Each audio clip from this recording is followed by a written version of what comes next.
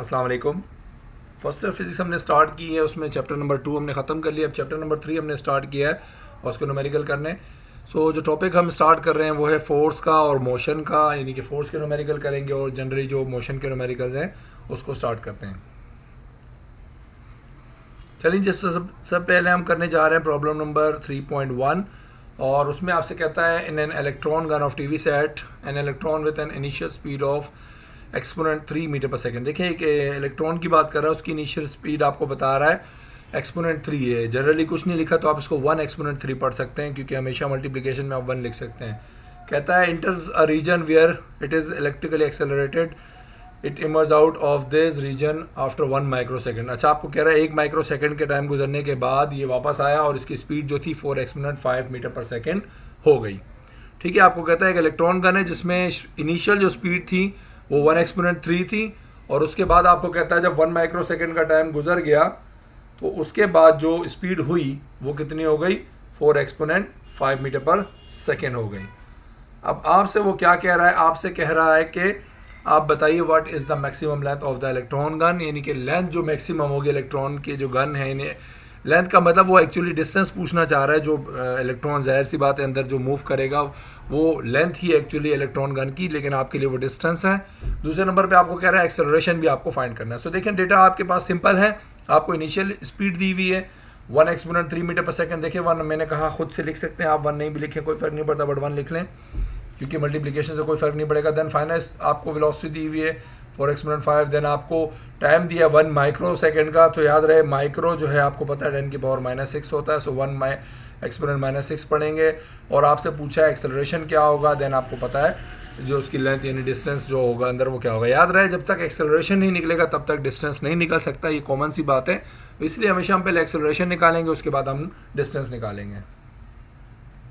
तो देखिए आपको कॉमन सा फॉर्मूला पता है एक्सेलरेशन का, होता है VF - VI/T। हमने यहाँ वैल्यूज पुट की कैलकुलेटर के जरिए। आप साइंटिफिक कैलकुलेटर से फर्स्ट ईयर में आप सॉल्व करते हैं सारी चीज़ें, फर्स्ट ईयर सेकंड ईयर में आपको साइंटिफिक कैलकुलेटर अलाउ होता है। तो आपने वैल्यूज़ को लिखा और कैलकुलेटर में आप 4 एक्सपोनेंट 5 - 1 एक्सपोनेंट 3 लिखेंगे तो आपके पास एक वैल्यू आ जाएगी 399000। फिर उसको आप डिवाइड करेंगे 1 एक्सपोनेंट -6 से। याद रहे तीनों काम एक साथ नहीं करने चाहिए, कैलकुलेटर में अक्सर कभी कभी ये गड़बड़ हो जाती है। तो मेक श्योर 2-2 स्टेप में, एक स्टेप में आप कर सकते हैं इसको। तो उसको आपने किया ही है, आप इसको इससे डिवाइड करेंगे तो आपके पास एक नंबर आ गया, डैट इज़ 3.99 एक्सपोनेंट 11 मीटर पर सेकेंड स्क्वायर। ये आ गया एक्सेलरेशन। अब हमें पता है जो थर्ड इक्वेशन ऑफ मोशन है उसकी मदद से हमें डिस्टेंस फाइंड कर सकते हैं। तो 2s = v² - vi² लिखा, a की जगह मैंने a की वैल्यू पुट कर दी। देन s इसी तरह आ गया, फिर vf की जगह उसकी वैल्यू का स्क्वायर आया, फिर -vi की जगह उसकी वैल्यू का स्क्वायर आया। अब 2 से मैंने इस नंबर को जब मल्टीप्लाई किया तो ये आ गया और एक्सपोनेंट 11 इसी तरह रहा, s इसी तरह रहा। फिर 4 का स्क्वायर आप कैलकुलेटर से इस पूरे का स्क्वायर निकालेंगे डायरेक्टली ये आ जाएगा। यहाँ हो सकता है थोड़ा बहुत वो 1.6 एक्सपोनेंट 11 करके दे दे, जैसे आपको आसान लगे। ये मैंने इसका 4 का स्क्वायर निकाला 16 हो गया, 10 की पावर 5 का स्क्वायर निकाला 5 × 10 हो गया। देन -1 का स्क्वायर 1 होता है, 3 2 6 हो गया। सो आप इसका स्क्वायर निकालेंगे देन आपने इस वैल्यू में से इस वैल्यू को कैलकुलेटर से माइनस किया तो आपके पास एक ये वैल्यू आ जाएगी 1.599 एक्सपोनेंट 11। अब ये s इस नंबर के साथ क्या हो रहा है, मल्टीप्लाई हो रहा है। इसको जब मैं वहाँ भेजूंगा ये वहाँ जाकर डिवाइड कर देगा। सो जब आप इसको डिवाइड कर देंगे तो डिवाइड करने के बाद एक नंबर आएगा, डैट इज़ 0.2005 मीटर। ये वो डिस्टेंस है जो वो यानी जिसकी आपसे पूछी गई लेंथ कितनी है इलेक्ट्रॉन गन की, लेंथ इसकी होगी 0.2005 मीटर, या आप डिस्टेंस आप आसान अल्फाज में समझ ले जो इलेक्ट्रॉन ने कवर किया वो ये होगा। प्रॉब्लम नंबर 3.8 में कहता है electron in a vacuum tube starting from rest. देखें एक इलेक्ट्रॉन है जिसने रेस्ट से स्टार्ट किया, ठीक है, is uniformly accelerated by an electric field, और उसके बाद उसमें एक्सेलरेशन पैदा हुआ। It has a speed of 6 exponent 6 metre पर सेकेंड।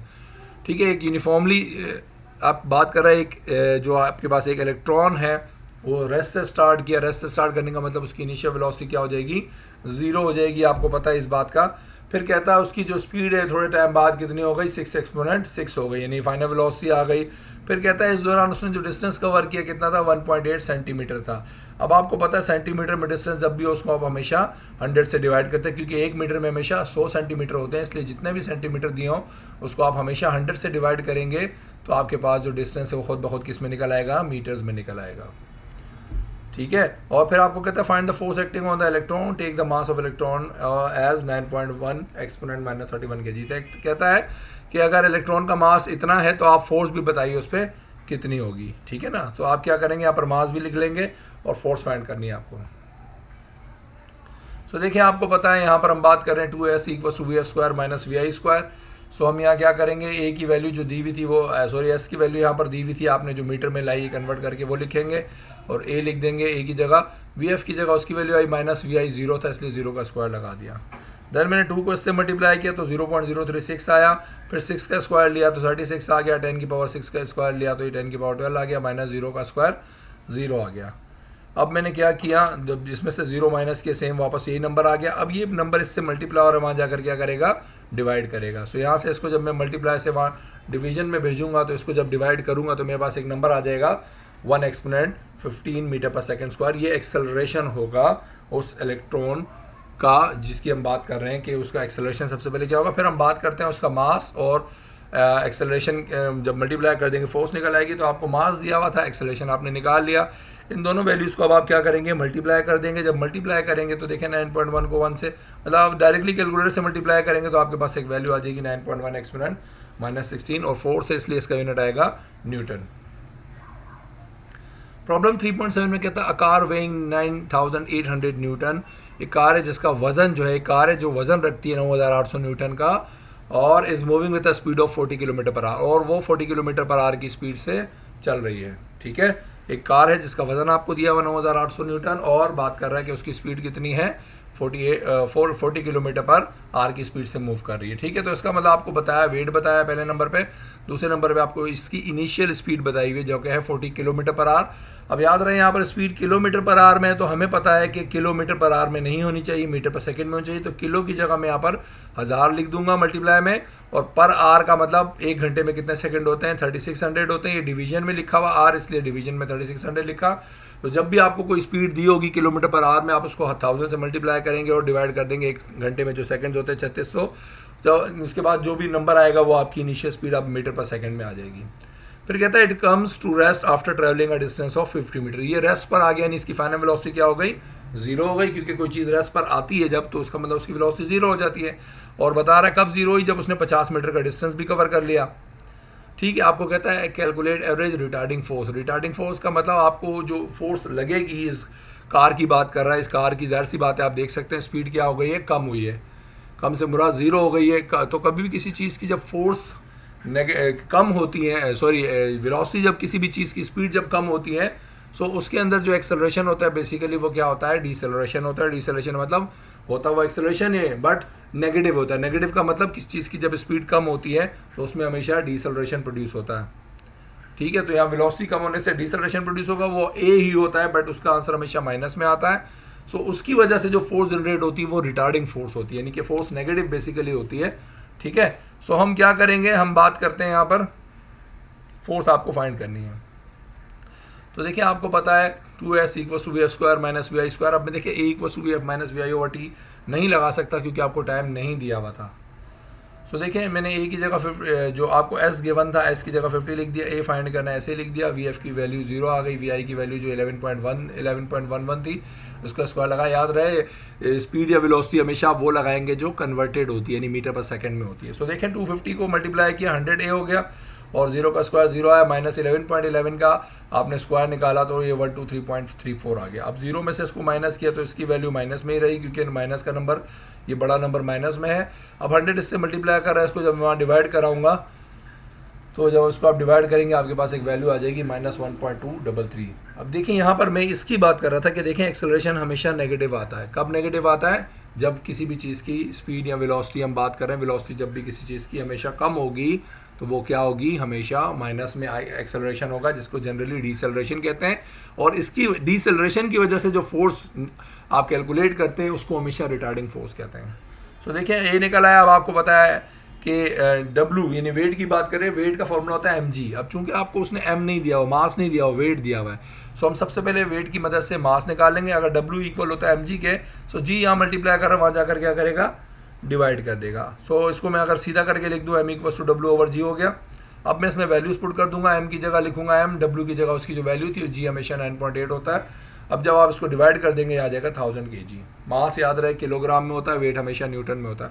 सो मेरे पास मास निकल आया। अब मुझे पता है कि F इक्वल्स टू एम है, मास आपको दिया हुआ था, सॉरी आपने मास जो अभी कैलकुलेट किया वो 1000 आ गया, और आपके पास जो एक्सेलरेशन आपने कैलकुलेट किया वो क्या आया था, -1.2334 था। अब जब इसको आप मल्टीप्लाई करेंगे तो आपके पास फोर्स की वैल्यू आ जाएगी माइनस में, और यहाँ पर हम बात करते हैं, ठीक है, यहाँ पर आपने ये जो फोर्स की वैल्यू आ गई वो क्या है, नेगेटिव है, ठीक है ना। इससे ये पता चलता है कि जो ये नेगेटिव साइन है बेसिकली रिटार्डिंग फोर्स की बात कर रहा है। रिटार्डिंग मींस नेगेटिव एक्सेलरेशन की वजह से जो फोर्स होती है वो रिटार्डिंग होती है, मींस वो ऑपोजिट डायरेक्शन की वजह से होती है, ठीक है।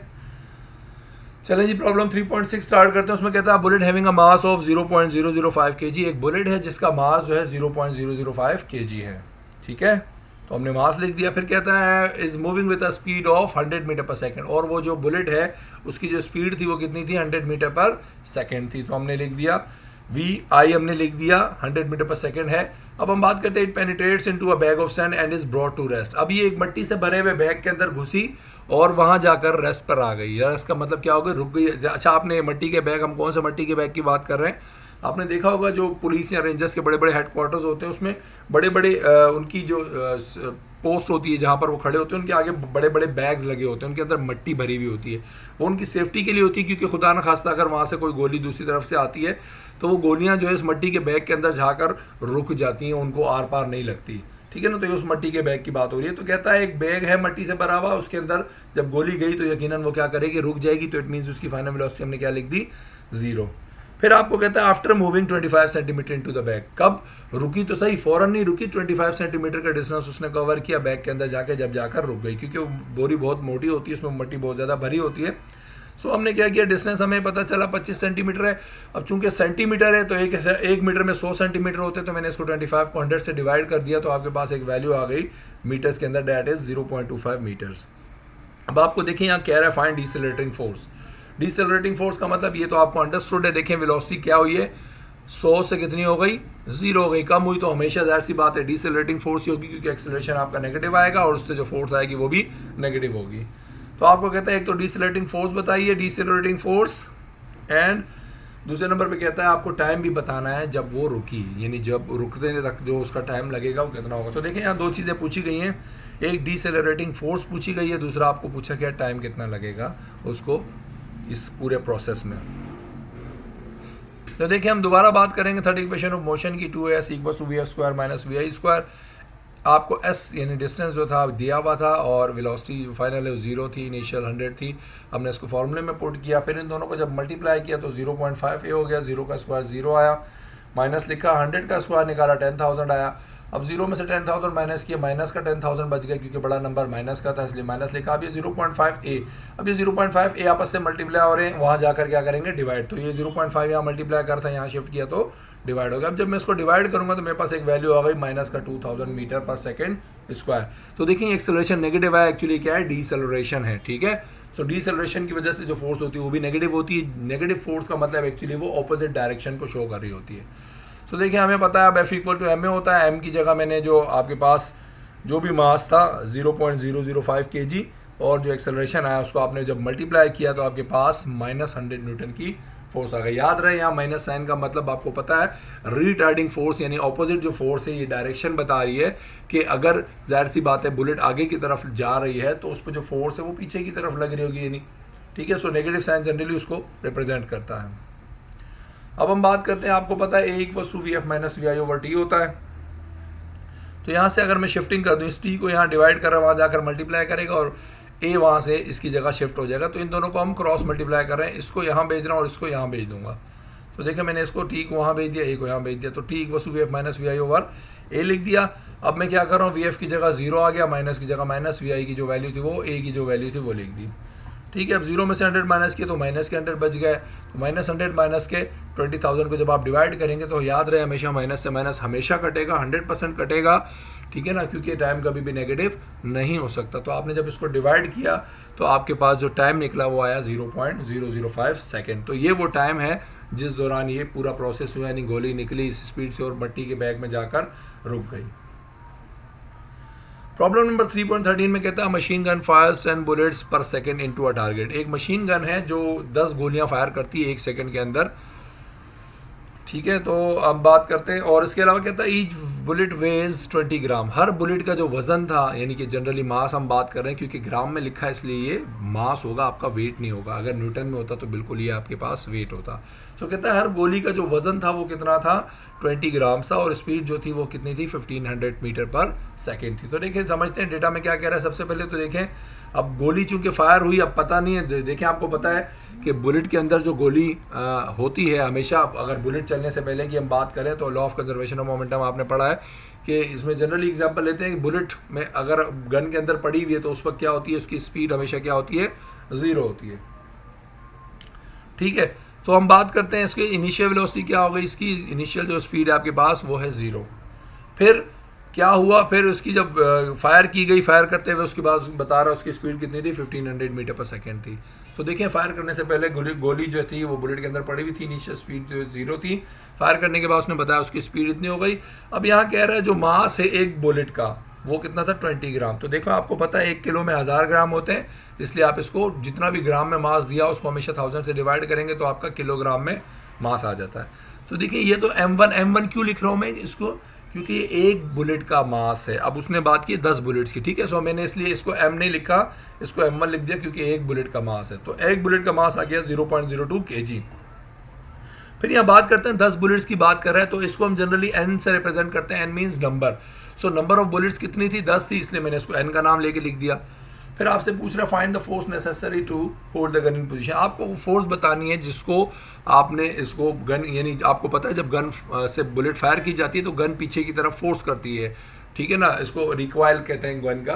तो आपको उस रिकॉइल की बात कर रहे हैं कि जो गन जब फायर करेंगे आप तो वो पीछे की तरफ जो है मूव करेगी, तो आपको वो फोर्स बतानी है कि किस फोर्स से आप उसको पकड़े रखें कि वो गन पीछे की तरफ मूव ना करे, इजीली आप उसको हैंडल कर सकें। सो आपको फोर्स बतानी F। तो देखिए सबसे पहले हम बात करेंगे यहाँ पर एक्सेलरेशन की। एक्सेलरेशन आपको पता है 1/v(f - vi/t) होता है। और आपको फाइनल वेलोसिटी 1500 दी हुई है, vi 0 था। टाइम पर सेकंड का मतलब 1 सेकंड की बात की थी, इसलिए टाइम का मतलब मैं क्या लिखूंगा, पर सेकंड मीन्स, पर मीन्स 1 और सेकंड तो आपको पता है, तो 1 सेकंड था। इसलिए मैंने क्या किया यहाँ पर 1500 में से जब इसको माइनस किया तो 1500 ही बचा, और किसी भी चीज़ को 1 से डिवाइड करें तो वो जनरली वही आंसर रहता है। तो एक्सेलरेशन निकला है 1500 मीटर पर सेकेंड का स्क्वायर। अब हम बात करते हैं मास की। देखिए आपको पता है मास जो है वो 10 गोलियां थी ना, हमें पता है हमने जो मास निकाला वो एक गोली का था M1, और टोटल गोलियां कितनी चली N। तो मैं क्या करूंगा, अगर टोटल मास निकालना है तमाम गोलियों का तो इन दोनों को आपस में क्या कर दूंगा, मल्टीप्लाई कर दूंगा। तो एक गोली के मास को अगर मैं 10 से मल्टीप्लाई कर दूंगा तो मेरे पास टोटल जितनी भी गोलियां थी 10 उनका मास निकल आएगा। तो देखो मैंने N जो था नंबर ऑफ बुलेट्स था 10 और एक बुलेट का मास इतना था, इन दोनों को जब आपस में मल्टीप्लाई किया तो ये टोटल 10 गोलियों का मास निकला है। अब मुझे जनरली पता है F = ma होता है। M मेरे पास अब ये 0.2 है क्योंकि तमाम गोलियों का मास है। A हमारा 1500 है, इनको जब आपस में मल्टीप्लाई करेंगे तो आ जाएगा 300 न्यूटन। तो ये होगी 300 न्यूटन की फोर्स रिक्वायर्ड होगी उस गन को रखने में, अपने हाथ में सही से होल्ड करके रखने में। ठीक है जी। फिर इसके अंदर एक और एग्जांपल है, एक और प्रॉब्लम हम कर रहे हैं जिसमें कहता है 100 gram bullet is fired from a 10 kg gun with a speed of 1000 metre पर सेकेंड। ठीक है, यहाँ कहता है एक बुलेट है जो 100 ग्राम की है, उसको फायर किया गया एक 10 किलोग्राम की गन से और with a speed of 1000 metre पर सेकेंड, जिसकी स्पीड कितनी थी, 1000 मीटर पर सेकेंड थी। अब यहाँ कॉमन सेंस की बात है, देखें आपको समझ में ये रखना है कि देखें एक तो मास आपको दिया हुआ उसने बुलेट का, ठीक है, ये समझ में आता है। फिर एक गन का मास दिया हुआ है। अब ये जो स्पीड दी हुई अंडरस्टूड है, ये किसकी स्पीड होगी, ये बुलेट की स्पीड हो सकती है ना, गन की स्पीड तो नहीं हो सकती, क्योंकि जब आप किसी चीज़ को, किसी गन से बुलेट को फायर करेंगे तो इतनी ज़्यादा स्पीड जो है 1000 मीटर पर सेकेंड का मतलब 1 सेकेंड में 1 किलो, आप कह सकते हैं 1 किलोमीटर कह सकते हैं इसको, जनरली दूर तक जाएगी 1 सेकंड में। तो ये गन की नहीं हो सकती स्पीड, ये बुलेट की स्पीड होती है। तो ये बुलेट की स्पीड है, ये आपको हमेशा समझ आनी चाहिए, ये गन की स्पीड नहीं हो सकती, ठीक है। 1000 मीटर पर सेकंड स्पीड है किसकी, बुलेट की। फिर कहता है what is the speed of the recoil of the gun. आपको जो गन है उसको जो रिकॉइल होगा, यानी गन जो पीछे की तरफ मूव करेगी उसकी भी कोई खास स्पीड होगी, वो आपको बतानी है। तो देखिए यहाँ डेटा समझ लेते हैं। यहाँ हम डेटा बनाएंगे दो तरीके से, एक तरफ बुलेट लिख दूंगा, एक तरफ लिख दूंगा गन। क्यों, क्योंकि मेरे पास दो तरह का डेटा है। तो देखिए सबसे पहले तो मैं देखूंगा 100 ग्राम मास दिया हुआ है, तो मैं बात करता हूँ 100 ग्राम है, तो मुझे पता है 1 किलोग्राम में 1000 ग्राम होते हैं, तो इसलिए 100 को मैं 1000 से डिवाइड कर दूंगा, तो मेरे पास जो आएगा मास m1 वो आएगा 0.1 kg। 100 को 1000 से डिवाइड करेंगे 0.1 kg। अब याद रहे मैं बुलेट का जितना भी डेटा लिख रहा हूँ वो लेफ्ट साइड पे लिख रहा हूँ, गन का जितना भी डेटा लिखूंगा वो राइट साइड पे। और बुलेट की सारी चीज़ों को मैं 1 नाम दे रहा हूँ, गन की सारी चीज़ें ऑटोमेटिकली क्या हो जाएंगी 2 हो जाएंगी। सो देखिए मैंने m1 का मतलब क्या है, m1 ग्राम में था, उसको किलोग्राम में कन्वर्ट किया। सो m1 क्या है, बुलेट का मास आ गया। फिर इस तरह m2 क्या था, गन का मास था, जो कि ऑलरेडी केजी में था, इसलिए इसको कन्वर्ट नहीं कर सकते। फिर मैंने बात की u1 equals to 0 and u2 equals to 0। अब u1 और u2 क्या है, देखें u1 क्या है, जो स्पीड है बुलेट की हम बात कर रहे हैं, बुलेट चलने से पहले। देखिए u1 कहते हैं इनिशियल को और v कहते हैं फाइनल को। जनरली u1 का मतलब इनिशियल स्पीड की बात कर रहे हैं बुलेट की, u2 का मतलब इनिशियल स्पीड की बात कर रहे हैं गन की। तो देखिए अगर एक गन है, उसके अंदर एक बुलेट पड़ी हुई है, अब मैंने फायर नहीं किया इसको, तो इस वक्त गन भी रेस्ट पर है और उसके अंदर पड़ी हुई बुलेट भी रेस्ट पर है। तो इसका मतलब क्या हो गया, u1 क्या है, बुलेट की इनिशियल स्पीड गोली चलने से पहले, तो बुलेट क्या है, गन के अंदर पड़ी हुई है, तो इसका मतलब u1 0 है। इसी तरह गन भी जो है रेस्ट पर है, चलने से पहले गन हिल नहीं रही क्योंकि उसको मैंने पकड़ा हुआ फायर करने के लिए, तो उसका u2 भी क्या होगा, 0 होगा। सो u1 और u2 0 क्यों होंगे, क्योंकि बुलेट चलने से पहले बुलेट भी रेस्ट पर है, गन भी रेस्ट पर है, तो इसलिए u1 और u2 0 आ गया। फिर हम बात करते हैं v1 और v2 की। v1 क्या है, 1500 मीटर पर सेकेंड, ठीक है ना। अब आपको पता है कि ये जो बात कर रहा है कि आपके पास जो स्पीड है वो कितनी है, 1500 मीटर पर सेकेंड है, ठीक है ना। अच्छा यहाँ पर एक गड़बड़ है छोटी सी, वो ये है कि यहाँ पर मैंने इसको स्पीड जो थी आपके पास 1000 मीटर पर सेकेंड है और इसको हमने यहाँ पर 1500 मीटर पर सेकेंड लिख दिया। खैर ये देखते हैं हमने इसको मजीद क्या इसके अंदर है, ठीक है। अच्छा ये यहाँ पर 1000, ये मैंने इसको बाय मिस्टेक यहाँ पर लिखा हुआ है इसको 1500, ठीक है। सो ये 1500 नहीं है, ये 1000 मीटर पर सेकेंड है, आपको डेटा में गिवन है। स्पीड जो थी वो कितनी थी आपके पास, 1500 नहीं है, ये 1000 मीटर पर सेकेंड है, ठीक है। सो जो v1 है वो स्पीड है किसकी, बुलेट की। v2 क्या है, स्पीड होगी गन की, ठीक है ना। तो अब आपको क्या करना है, आपको ये करना है कि आपको फाइंड करना है स्पीड ऑफ गन। जब स्पीड जो गन की स्पीड होगी वो पीछे जब आएगी जिस स्पीड से, वो फाइंड करनी है। सो मेक श्योर ये जो आपके पास वैल्यू है 1500 नहीं है, ये 1000 है। ये मैंने इसको गलती से लिख दिया 1000 के बजाय 1500, तो ये 1000 मीटर पर सेकेंड है, ठीक है। सो अब हम क्या करते हैं,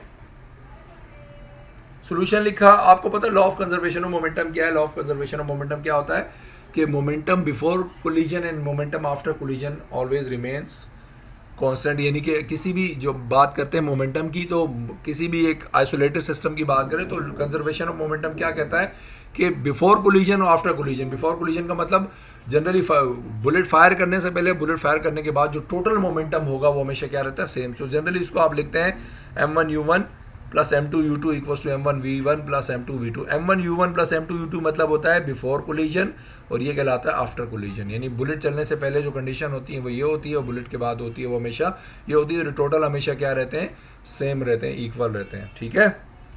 सो अब देखिए m1 u1 plus m2 u2 को मैंने 0 प्लस 0 लिख दिया। क्यों, आपको पता है u1 0 था तो u1 0 का मतलब m1 को भी 0 कर देगा। इस तरह u2 भी 0 था तो ये पूरा 0 हो गया। तो इसका मतलब कोलिजन से पहले की बात करें, बुलेट चलने से पहले जो आपको पता है जो टोटल उसकी बात कर रहे हैं हम बुलेट की। सो देखिए आपको पता है गन और बुलेट दोनों 0-0 थे कोलिजन से पहले, यानी फायर करने से पहले। फिर हम बात करते हैं आफ्टर कोलिजन, तो m1 की वैल्यू 0.1 थी, v1 की वैल्यू 1000 थी, इसको लिख दिया मल्टीप्लिकेशन में, प्लस m2 की वैल्यू 10 थी और v2 की वैल्यू आपको फाइंड करनी है, इसको ऐसे लिख दिया, ठीक है।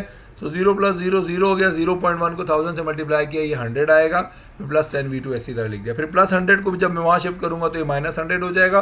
तो 0 में से 100 माइनस किया तो माइनस के 100 बच गया क्योंकि बड़े नंबर का साइन लिखेंगे, और 10 v2 लिख दिया। अब मैं इसको मिरर करके लिख देता हूँ। मैं इसको ये माइनस 10 यहाँ पर क्या कर रहा है, सॉरी ये 10 इससे मल्टीप्लाई कर रहा है, वहाँ जाकर क्या करेगा, डिवाइड करेगा। सो मैं क्या करूँगा, इसको जब डिवाइड कर दूंगा माइनस 100 डिवाइड बाई 10, सो आपके पास आ गया माइनस 10। सो इसको मैंने अब सीधा करके लिख दिया v2 equals to minus 10 metre per second. तो स्पीड जो मुझे पता चली वो कितनी होगी, जो गन पीछे की तरफ आएगी, जो उसकी जो स्पीड होगी रिकॉइल की, वो होगी 10 मीटर पर सेकंड। ये माइनस क्यों आया है आपको पता होना चाहिए। The negative sign shows recoil of the gun. Negative sign का मतलब क्या है, ये आपको बता रहा है सिर्फ और सिर्फ कि बुलेट आगे जाएगी तो गन पीछे की तरफ मूव करेगी, जिसकी वजह से साइन क्या आ रही है, नेगेटिव आ रही है। और हम इसको क्या कर देंगे, उसके बाद हमेशा आप इस तरीके से पेपर में भी लिखेंगे कि पहले आप ये मेंशन करेंगे नेगेटिव साइन क्यों आ रही है, उसके बाद दोबारा आप जनरली लिखेंगे speed of the recoil of the gun is 10 metre per second. याद रहे यहाँ मैंने माइनस साइन हटा दिया, क्यों? क्योंकि मैंने ऊपर मेंशन कर दिया कि नेगेटिव साइन किस वजह से था, रिकॉयल ऑफ द गन की वजह से था, सिर्फ डायरेक्शन की वजह से था। इसलिए मैंने इसको क्या किया, speed of the recoil of the gun मैंने अब क्या लिख दिया, 10 मीटर पर सेकंड। ये होगी speed of the recoil of the gun, जो कि प्लस 10 मीटर पर सेकंड होगी, माइनस सिर्फ डायरेक्शन को शो कर रहा था।